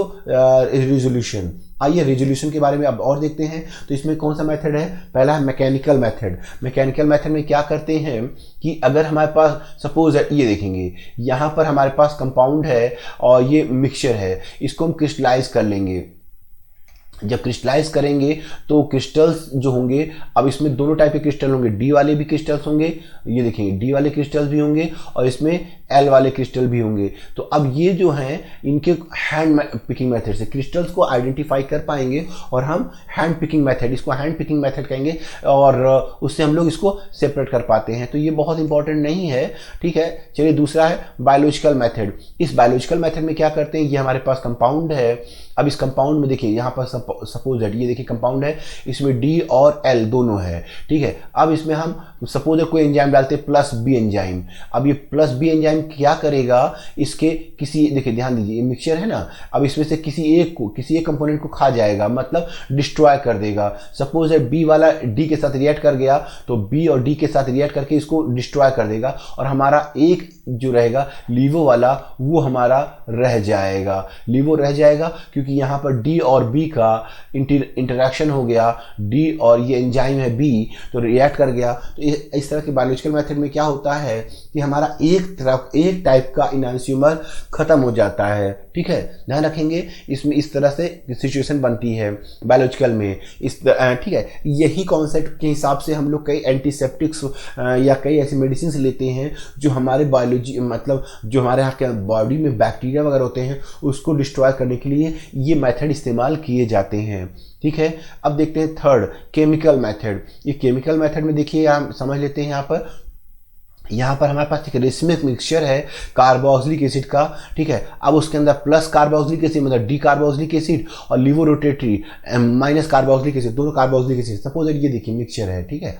अब इस मिक्सचर में दोनों ही हैं, कौन कौन दोनों हैं इसमें, दोनों कौन कौन से हैं, डेक्स्ट्रोरोटेटरी और लिवोरोटेटरी, ठीक है। यहाँ दोनों हैं। अब हम करते क्या हैं इसको देखेंगे, जब इसमें बेस डालते हैं या एल्कोहल डालते हैं, सपोज दैट आप बेस या एल्कोहल, ठीक है, ये एल्कोहल डालते हैं, तो जब एल्कोहल डालेंगे कौन सा एल्कोहल, स्टीरियो प्लस वाला, तो ये जो प्लस वाला है इस देखिए यहाँ पर प्लस वाला जब डालते हैं प्लस एल्कोहल, तो ये जो प्लस एल्कोहल डालेंगे ये इसके अंदर पहले से प्लस है एसिड है या माइनस है, दोनों के साथ रिएक्ट करेगा। जब दोनों के साथ रिएक्ट करेगा तो ईस्टर बनाएगा। हम लोग जानते हैं carboxylic acid plus alcohol react to form what, form ester. तो यहाँ दो टाइप के ईस्टर बन जाएंगे, ये देखेंगे, एक या plus carboxylic acid plus alcohol Easter, दूसरा माइनस कार्बोक्सिलिक एसिड माइनस यहाँ पर प्लस ये वाला, ठीक है। प्लस माइनस ये कार्बोक्सिलिक था ना, उसमें प्लस भी था माइनस भी था, लेकिन एल्कोहल तो हमारा प्लस वाला ही है, तो दो टाइप के ईस्टर बन जाएंगे। अब दोनों ईस्टर्स में हम लोग देखेंगे, अब ये जो ईस्टर्स बन गए हैं अब इसमें डाइस्टीरियोमर कहलाएगा, ये प्लस प्लस ये माइनस प्लस, ये डाइस्टीरियोमर बन गए। अब जब स्टीरियोमर बन गए हैं, डाइस्टीरियोमर बन गए, तो इनके मेल्टिंग पॉइंट और बॉइलिंग पॉइंट में डिफरेंस होता है। तो मेल्टिंग पॉइंट में मेल्ट करना है ना, तो मेल्ट करना, तो अब देखिए यहाँ पर melting point boiling point in physical property की हेल्प से हम लोग क्या करेंगे, इनको सेपरेट कर लेते हैं। यहाँ पर क्रिस्टलाइजेशन मतलब क्या करेंगे, क्रिस्टलाइजेशन में क्या करेंगे, आप क्रिस्टलाइजेशन समझते हैं, पहले इसको हम कंसंट्रेट करेंगे, गर्म करेंगे, गर्म करके इसको ठंडा करते हैं, ठंडा करेंगे, उसको फ्रीजिंग पॉइंट तक लाएंगे। तो जब फ्रीजिंग पॉइंट तक लाएंगे तो ये पता चला कि ये पहले जम जाएगा, क्रिस्टल बनने लग जाएगा, इनके क्रिस्टल को चुन करके अलग करते चले जाइए, ये वाला सोल्यूशन रहेगा, बंद इसको फ्रीज करके इसको भी इस फ्रीजिंग पॉइंट तक लाएंगे। तो इस तरह से दोनों को हम क्या कर पाएंगे, सेपरेट कर पाएंगे। अब यहाँ पर हमारे पास दोनों सेपरेट हो गए, प्लस वाला और ये दोनों सेपरेट हो गए। अब दोनों में हम क्या करेंगे अगेन, अब देखिए यहाँ पर हम क्या करने वाले हैं, ये देखिए इसमें हमने डाल दिया दूसरा स्टीरियोमर डाल दिया। ये वाला आर जो आर डाला है वो क्या करेगा, इस बी के से इंटरैक्ट करेगा, बी से इंटरैक्ट कर लेगा, तो यहाँ प्लस आर प्लस बी हो जाएगा, ए हमारा सेपरेट हो जाएगा। ऐसे यहाँ भी ये डालेंगे तो ये देखेंगे ये वाला इसके साथ इंटरैक्ट करेगा और हमारा माइनस एल सेपरेट हो गया। ये देखिए प्लस ए आ गया और प्लस ए आ गया ये वाला, और ये माइनस ए आ गया और ये इसके साथ रिएक्ट करके क्या बना लिया, ये देखिए plus R plus B plus R plus B. तो इस तरह से हमने यहाँ पर इन दोनों को क्या कर लिया, सेपरेट कर लिया, ठीक है। तो ये था resolution of racemic mixture, separation of D और एल इनांशियोमर, ठीक है। यहाँ तक समझ में आ गई बात। अब देखते हैं calculation of number of optical isomers. अब ऑप्टिकल आइसोमर्स को कैलकुलेट करने के देखें, पहला मेथड क्या है, फर्स्ट मेथड यहां पर है अनसिमेट्रिकल मॉलिक्यूल्स। अनसिमेट्रिकल मॉलिक्यूल्स के बारे में बात कर रहे हैं। देखिए यहां पर ये अनसिमेट्रिकल मॉलिक्यूल कैसे हो रहा है, आप देखेंगे यहां पर इसमें क्या है, यहां पर C6H5 बेंजीन रिंग लगा, यहां पर क्या लगा है, यहां CH3 है। तो जाहिर सी बात है इंड जब सेम नहीं होंगे तो डेफिनेटली अनसिमेट्रिकल हो जाएगा। तो चलिए अनसिमेट्रिकल केस में बात करते हैं। तो देखें ऑप्टिकल एक्टिव कंपाउंड्स, ठीक है, कितने बनेंगे 2 की पावर n, यहाँ n क्या है, नंबर ऑफ कायरल कार्बन, ये क्या है, नंबर ऑफ कायरल कार्बन। तो चलिए ये कायरल कार्बन हो गया। बताइए इस केस में कायरल कार्बन कितने हैं, इस केस में कायरल कार्बन 3 है, तो 2 की पावर 3 रखेंगे तो कितना बन जाएगा, 8 बन जाएगा। अब बात करते हैं इनांसियोमेरिक फॉर्म। देखिए इनांसियोमेरिक फॉर्म ध्यान से समझिएगा, ये कितना हो रहा है, इनांसियोमेरिक फॉर्म क्या हो रहा है, A/2 जितने ऑप्टिकल आइसोमर्स बन रहे हैं। देखिए समझिएगा इस बात को, ऐसे समझिए, मान लेते हैं यहां पर सपोज दैट ये एक ऑप्टिकल एक्टिव कंपाउंड है, कुछ भी मान लेते हैं, सपोज दैट G है, ये ऑप्टिकल। अब इसका मिरर इमेज देखेंगे तो ऐसा दिखाई देगा, ठीक है। तो ये एक बन गया, ठीक है। मान लेते हैं अब यहाँ देखो एक आइसोमर बना लिया, ऐसे मान लेते हैं अगर यहाँ P होता, एज्यूम कर लेते हैं यहाँ पर P है, तो देखेंगे मतलब दूसरा ही आइसोमर बनाएंगे और इसमें रोटेट करके, तो अब P है, तो P की बात करें तो यहाँ देखिए तो टोटल यहाँ इसका P ऐसे आ जाएगा। मान लेते हैं R है, ठीक है, चलिए R भी ले लेते हैं। अब ये R ले लेते हैं तो इसका इमेज देखेंगे तो कुछ इस तरह से दिखेगा। तो अब देखिए मान लेते हैं यहाँ पर हमने जो 3 बना लिए, ये देखेंगे तो इनांसियोमर्स कितने बन रहे हैं, यहाँ पर ऑप्टिकल एक्टिव फॉर्म बन रहा है 6, ठीक है। तो 6, तो ये दोनों देखिए, ये फर्स्ट सेकेंड, ये जो हमारा फर्स्ट है ये सेकेंड है, ये क्या होगा, ये एक रेशमिक मिक्सचर बनेगा, ठीक है, ये एक रेशमिक मिक्सचर बनेगा, थर्ड और फोर्थ का एक अलग बनेगा। तो ये देखिएगा ये टोटल एक रेशमिक मिक्सचर 1, ठीक है, ये वाला मिला के बनेगा रेशमिक मिक्सचर 2, और ये वाला रेशमिक मिक्सचर मतलब ये 5th है और ये 5th और 6th, तो ये रेशमिक बनेगा 3। तो इसमें 3 रेशमिक मिक्सचर बनेंगे। तो इनांसियोमेरिक फॉर्म, ये इनांसियोमर क्या होते हैं, ऑब्जेक्ट इमेज, ये ऑब्जेक्ट इमेज है, ओवरलैप भी नहीं करेगा। तो ये देखिएगा रेशमिक मिक्सचर बनेंगे और इन्हीं को क्या कहेंगे हम, इन्हें कहेंगे इनांसियोमेरिक फॉर्म। तो जितने बनेंगे, देखिए यहाँ अगर आप 6 बन रहे हैं, अगर ऑप्टिकल एक्टिव 6 बन रहे हैं तो उसका हाफ बनेगा। तो यही बात यहाँ पर है, जितने बनेंगे उसका हाफ बनेगा। अगर ऑप्टिकल एक्टिव A है तो उसका हाफ हो जाएगा रेशमिक इनांसियोमर, और उतना ही हो जाएगा रेशमिक मिक्सचर भी। तो रेशमिक मिक्सचर और इनांसियोमर दोनों हाफ हो जाएंगे ऑप्टिकल एक्टिव का। आई होप ये बात समझ में आ गई होगी। तो चलिए अब देखिए नंबर ऑफ मीजो कंपाउंड। तो इसमें मीजो कंपाउंड नहीं होगा, क्यों नहीं होगा, क्योंकि इसमें प्लेन ऑफ सिमेट्री नहीं होगी। क्योंकि अगर इसको आप मान लीजिए यहाँ से अगर देखें, यहाँ से कट करेंगे तो क्या ये इसको इक्वल डिवाइड करेगा, नहीं करेगा, इक्वली डिवाइड नहीं होगा, इसलिए ऑप्टिकली एक्टिव नहीं होंगे, मतलब मीजो कंपाउंड नहीं होंगे। तो इस तरह से हमने आपको इसके बारे में समझा दिया। आइए देखें हम इसमें यहाँ पर कितने बन रहे हैं, यहाँ पर इसमें बन रहा है, देखिए इसमें 3 कार्बन थे तो ऑप्टिकल एक्टिव 8 बनेंगे, और इनांसियोमर कितने बनेंगे, 4 बनेंगे, उसका हाफ। रेशमिक मिक्सचर कितना बनेगा, रेशमिक मिक्सचर भी 4 ही बनेगा। ओके, तो इस तरह से हम लोगों ने इसके बारे में समझ लिया है। अब ये किसके बारे में था, अनसिमेट्रिकल मॉलिक्यूल्स का था, जो इक्वली डिवाइड नहीं होता है। आइए अब देखें इस केस को, calculation of number of optical isomers. देखिए किस केस में है, सिमेट्रिकल के केस में। देखिए यहाँ पर सिमेट्रिकल का केस है। अब यहाँ पर symmetrical molecule with even number, ठीक है, symmetrical molecule with even number.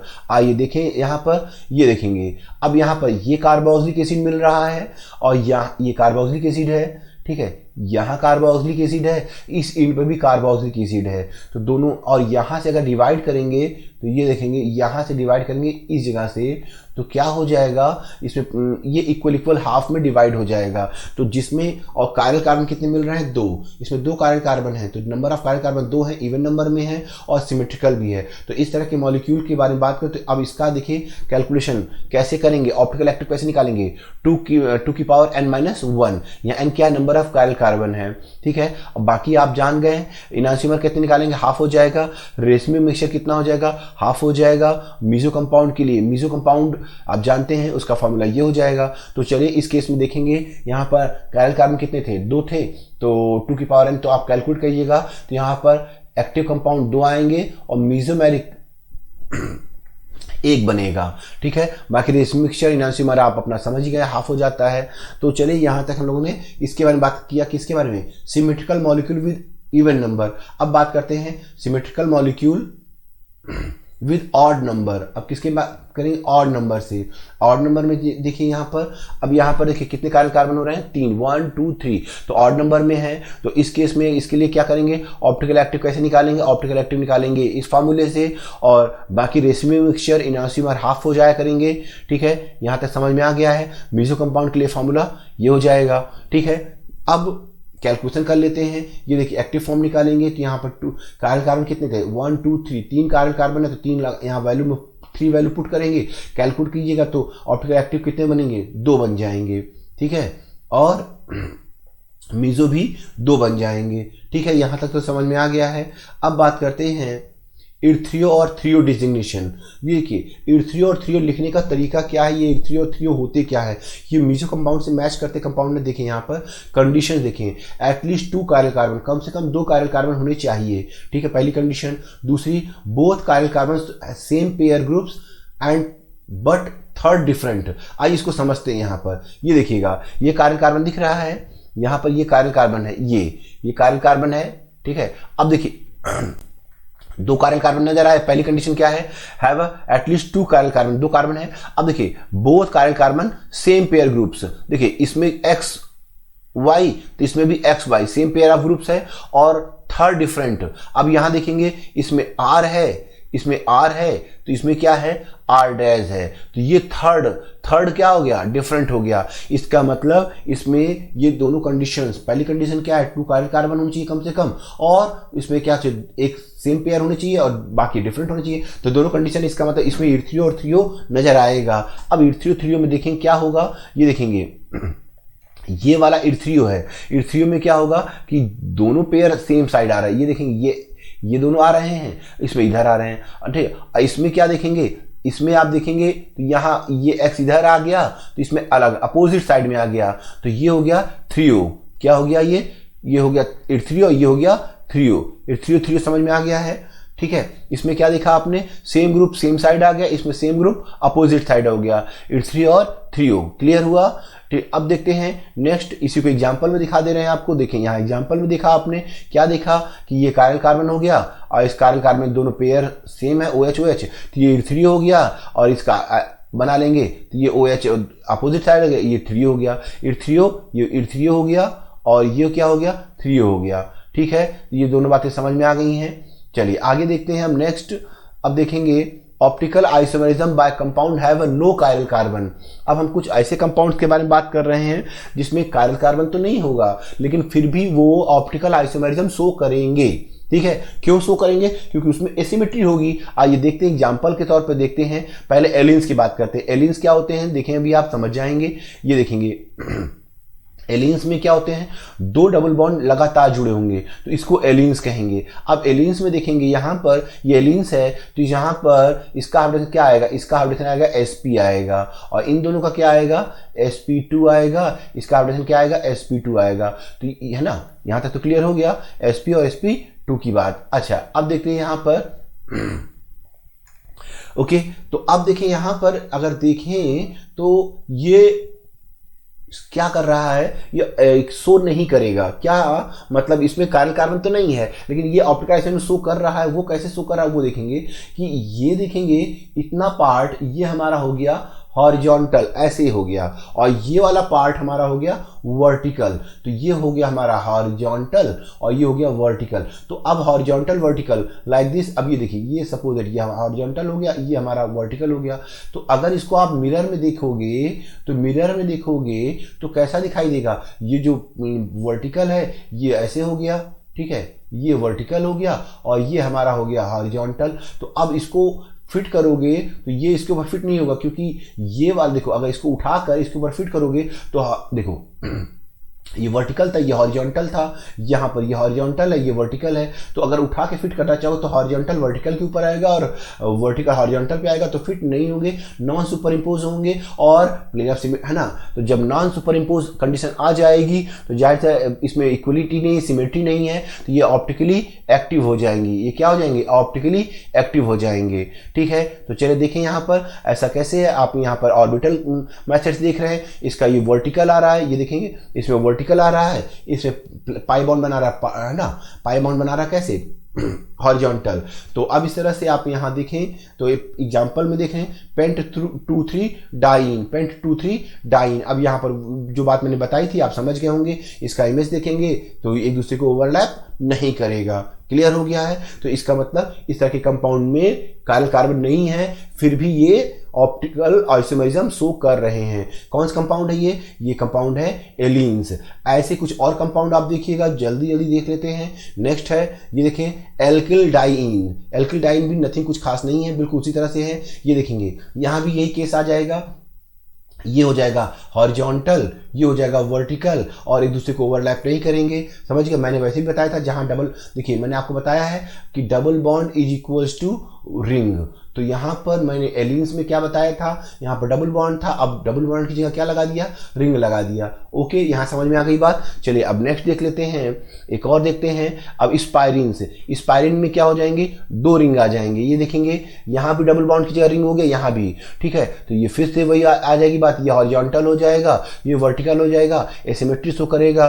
तो ये स्पायरिन की बात कर लिया। अब बात करते हैं बाइफिनाइल्स की बात करते हैं। अब बाइफिनाइल्स के केस में देखेंगे 2 फिनाइल्स हैं, यहां पर ये जो ग्रुप लगे हैं, ठीक है, इसको हम ऐसे दिखा सकते थे, सपोज दैट ये देखें बेंजीन रिंग, ये ठीक है, ये बाइफिनाइल है।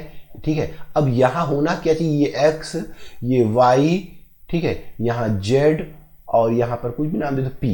तो अब देखिए ये जो चारों हैं, चारों कैसे होने चाहिए? चारों में कम से कम 2 बल्कि होने चाहिए, मतलब बड़े ग्रुप्स होने चाहिए। Carboxylic acid, sulphonic acid, nitro group, ठीक है, ये ग्रुप होने चाहिए। ठीक है, ये सब ग्रुप क्या करते हैं? ये सब ग्रुप उसकी प्लेन ऑफ सिमेट्री, ये जो प्लेन ऑफ सिमेट्री है, देखिए ये जो है इसकी प्लेन ऑफ सिमेट्री को डिस्टर्ब करते हैं।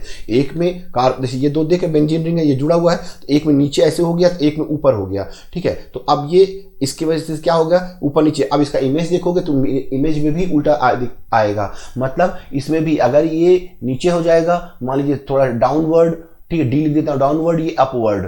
ठीक है, तो अब इसको अगर मिरर में देखोगे तो क्या नजर आएगा? ये डी आएगा, ये डाउनवर्ड इधर आएगा और अपवर्ड इधर आएगा। तो अब इसको ओवरलैप करो तो डी वाला पोर्शन अपवर्ड वाला डी को कवर करेगा, जो कि कर नहीं पाएगा। तो इसलिए इसमें भी कार्बन नहीं है, फिर भी ये क्या करेगा? ये शो करेगा ऑप्टिकल आइसोमेरिज्म। तो मैंने आपको एलिन्स में, स्पायरिन्स में और बाइफिनाइल्स में, ठीक है, इनमें आपको बता दिया।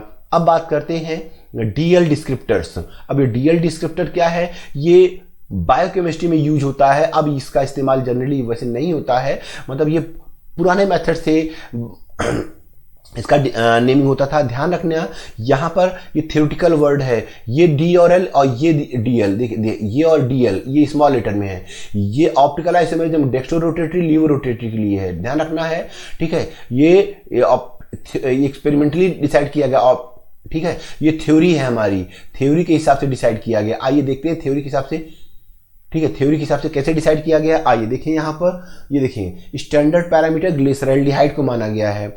अब ग्लिसरॉल्डिहाइड में देखेंगे इसमें क्या कहा गया है कि अगर OH राइट साइड होंगे, अगर OH राइट साइड होगा, ठीक है, तो अगर OH राइट साइड होगा उसे हम क्या कहेंगे? D कहेंगे। अगर OH लेफ्ट साइड होगा तो उसे क्या कहेंगे? L कहेंगे। आइए देखें यहाँ पर, ये देखेंगे ये ग्लिसरॉल्डिहाइड है। अब ग्लिसरॉल्डिहाइड में हम नीचे और पेनल्टीमेट कार्बन, लास्ट कार्बन से ऊपर, जस्ट ये लास्ट कार्बन है, ठीक है, लास्ट कार्बन से जस्ट ऊपर वाला कार्बन की बात करूं, लास्ट कार्बन से जस्ट ऊपर वाले में बताइए OH किधर है? राइट साइड है, और ये किधर है? लेफ्ट साइड है। इसको क्या नाम देंगे? इसे D नाम देंगे। ठीक है, ये हो गया डिग्लिसरॉल्डिहाइड। ठीक है, डिग्लिसरॉल्डिहाइड हो गया। और इसमें देखिए लास्ट कार्बन से यहाँ पर ये OH किधर है? ये हो गया लेफ्ट साइड हो गया, ये R हो गया राइट साइड, इसे क्या नाम देंगे? L glyceraldehyde. ये हो गया एल ग्लिसरॉल्डिहाइड, ये हो गया डी ग्लिसरॉल्डिहाइड। ठीक है, ऐसे देखेंगे ये कहाँ यूज होते हैं, मेनली बायोकेमिस्ट्री में यूज होते हैं। बायोकेमिस्ट्री में कहाँ, कार्बोहाइड्रेट और अमीनो एसिड्स के बारे में बताने में इसका डिस्कशन होता है। अब देखेंगे यहाँ डी ग्लूकोज। अब ये डी ग्लूकोज में देखें लास्ट कार्बन, ये लास्ट कार्बन देख रहे हैं, लास्ट कार्बन से जस्ट ऊपर ये राइट साइड हो गया और ये लेफ्ट साइड हो गया। बाकी कार्बोहाइड्रेट ग्लूकोज में ये सब मेंटेन रखना होता है, क्योंकि अगर आपने इनमें किसी को भी चेंज किया तो ये नए आइसोमर्स बन जाएंगे, ठीक है, इन आइसोमर्स बन जाएंगे। तो चले अब देखिए इसका एल अगर बनाना हो तो एल क्या करना होगा, बिल्कुल इसी तरह से इसको उल्टा कर दिया आपने, एल बना लिया है, ठीक है।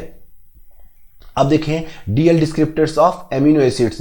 एमिनो एसिड्स क्या होते हैं आप जानते हैं, ये एमिनो एसिड की बात करें तो ये देखिए अमीनो एसिड, इसमें सिर्फ ये आर की वैल्यू चेंज होती रहती है। इस तरह से अमीनो एसिड बायोकेमिस्ट्री जब हमको पढ़ाएंगे तो जान पाएंगे आप, ठीक है। तो यहाँ आर की वैल्यू चेंज करते जाएंगे तो डिफरेंट टाइप के अमीनो एसिड्स 20 टाइप के अमीनो एसिड्स बना पाएंगे। अब यहाँ कार्बोक्सिलिक एसिड के नजरिए से देखिएगा, कार्बोक्सिलिक एसिड से इधर क्या है, राइट साइड है तो ये डी हो जाएगा, कार्बोक्सिलिक एसिड की इधर लेफ्ट साइड है तो ये एल हो जाएगा, ठीक है। तो ये मतलब ये एल साइड रहेगा तो ये डी है। और एल बनाते तो कैसे बनाते हैं, एल बनाते तो ये देखेंगे कार्बोक्सिलिक एसिड की ये NH2 की इधर आ गया, लेफ्ट साइड आ गया है, और ये आर ये H राइट साइड है। तो इसको हम डीएल डिस्क्रिप्टर्स भी कहते हैं। ये बायोकेमिस्ट्री में यूज होते हैं कार्बोहाइड्रेट और एमिनो एसिड्स के लिए, ठीक है। यहाँ तक समझने के बाद अब हम अपनी बात को यहीं पर ख़त्म करते हैं। आज मैंने आपको बताया है ऑप्टिकल आइसोमेरिज्म। देखिए मैंने आज आपको इस पर क्वेश्चंस नहीं कराए हैं, क्वेश्चंस इसलिए नहीं कराए कि अब हम अगला जो लेक्चर लेके आएंगे वहां पर आपको हम कुछ कन्वर्जन्स बताएंगे, जैसे कि फिशर प्रोजेक्शन को वेज डैश मेथड में कैसे कन्वर्ट करते हैं। तो जब हम कन्वर्जन्स बता देंगे तब आप स्टीरियोकेमिस्ट्री से हम प्रॉब्लम्स आपसे डिस्कस करेंगे, क्योंकि अभी क्वेश्चन पूछेंगे तो वो आपको प्रॉब्लम आएगी, तो पहले सबसे पहले उसको भी समझना होगा। तो जाहिर सी बात है फिर मेरा अगला लेक्चर भी बहुत इंपॉर्टेंट होने वाला है, जो स्टीरियो कंपाउंड्स को कैसे रिप्रेजेंट करते हैं, ठीक है। तो हम आज अपनी बात को यहीं पर रोकते हैं। Okay, thank you.